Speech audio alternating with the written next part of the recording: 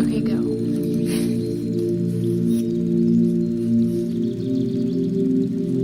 Oh, I see a picture. Careful. Don't fall out.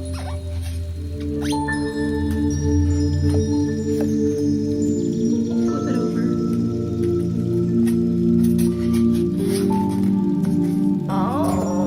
It says we love you, Meemaw. Oh, my baby.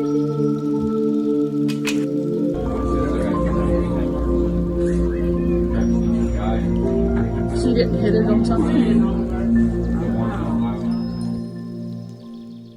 This is my mom. She died of leukemia in June of 2022. She was the most special person in my life. Words cannot describe the pain her passing has caused, nor can any unit measure the hole she has left behind. When she found out she had a second type of cancer, the leukemia, as she looked ahead to treatment and prognosis, her and I had one of our usual talks about life, the kind that gets deeper and more complex the further along it goes. And I told her that as scary as it is, as scary as this disease is, the only thing you can really do is face it head on. Well, what a sharp, gut-wrenching look into our mortality, and a truly stoic attitude towards this life we live and the struggles we face. It's a messy, scribbled, painful portrait of what it is to be human. And yet, in the same brush of hope and optimism lies a horrible truth. There is a darkness we all must face, an abyss, a trial of mud and fire, one that will eventually melt us all into ash, a trench of murky water below whose fateful depths we all must sink.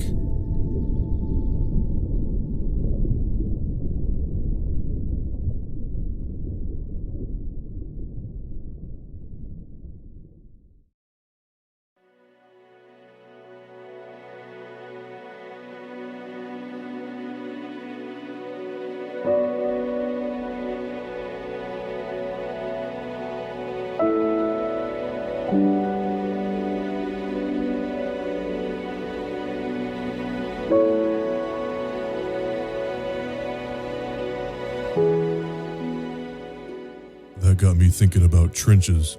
You know, there's trenches on the battlefields of wars gone by, in trench warfare, where boys, far too young to be stung with the venom of massacre, closed their eyes and wished upon starlight mortar flames that they were anywhere else. And for some of them, they never opened their eyes again.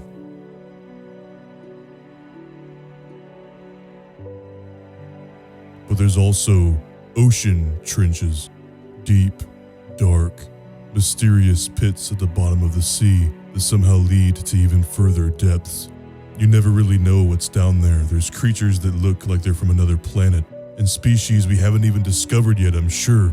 It's a living illustration of the arch nemesis of humankind, our brain's kryptonite, the unknown.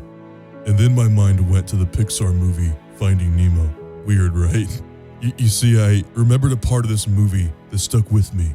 When I first watched Finding Nemo, it was funny, had bright colors, wonderful performances, that Pixar magic, everything you would expect from a Pixar movie. But I never really paid it much mind until I rewatched it as an adult. And then something uniquely profound struck me.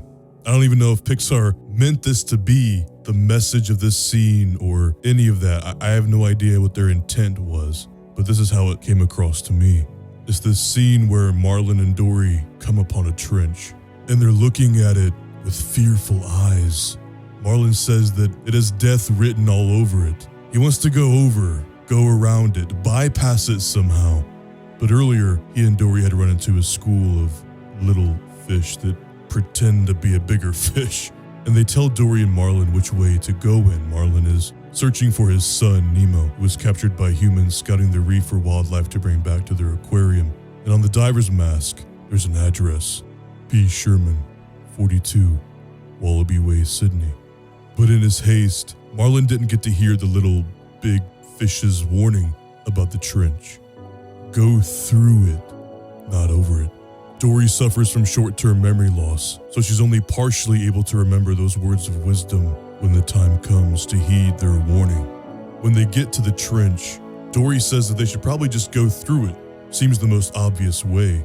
But Marlon can't comprehend why anyone would ever want to do such a thing. It's dark. It's scary. It's riddled with the stench of death and regret. It makes no sense to go through it. The sun peeks through above. There's no reason to trust the darkness, but the wisdom said not to go around. Why? You see, we all face a trench in life. Most of us face many. And when we come right up to it, it's absolutely terrifying. It's so intimidating just in the way it looks. And the thought of marching through is so daunting. But if you go over it or go around it, a worse fate awaits you. In the movie, Marlon and Dory are ensnared in a bloom of jellyfish and barely escape with their lives. But if they only would have just went through. The trench represents a season of struggle, a scary-looking path through darkness and unknown horrors, a battle with disease, a fight against depression, against fear, doubt, anxiety, grief, trauma, the end of a relationship, the end of a chapter in your life, and the trembling nervousness of turning the page to a new one. The trench stands between you and the life you want, between your illness and healing. From where you sit in the doctor's office being diagnosed and walking out disease-free. It sits between the known and the unknown in your life. We will be tempted to go around it, to try to bypass it somehow, but the path over or around our trench will cost us more than marching forward through it. And so really, the trench is a representation of the path through pain.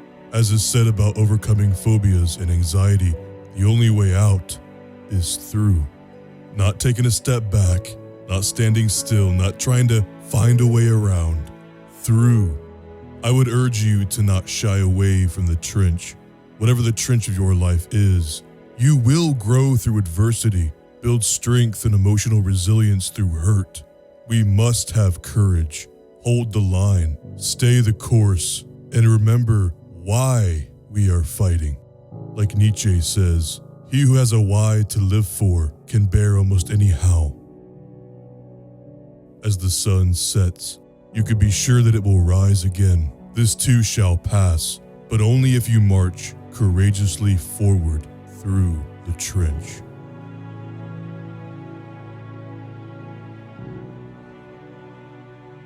We just have to take Dory's philosophy to heart.